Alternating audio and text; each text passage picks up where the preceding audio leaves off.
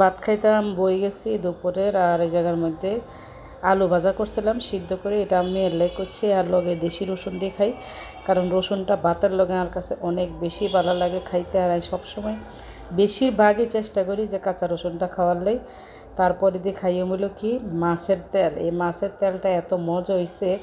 তো আমি শুধু আমার লাই বোনা করছি, আর মেয়ে দেখি কর হিগাও খাইব গিয়ে, কিন্তু খায় না তেমন, মানে মাঝে মধ্যে মনে চাইলে খায়। তো এই মাছের তেল দিয়ে খাইছে, অনেক মজা লাগছে। আরা পুরা বা ইয়ারা হিয়ার হরে দিই রাঁধছে হইলো মাছ। তো এই জায়গার মধ্যে বেগুন দিয়ে আলু দিয়ে টমেটো দিই। আর রাঁধছে হইলো বড় পাঙ্গাস মাছ আনছিল। পাঙ্গাস মাছ কিন্তু আমরা কিনা হয় না, বছরে 1 থেকে 2 বার। তো এই পাঙ্গাস মাছ, বড় পাঙ্গাস মাছ এটা। আর মাছটাতে কোনো গন্ধও আসছিল না, আর খাইতে অনেক বেশি ভালো লাগছে।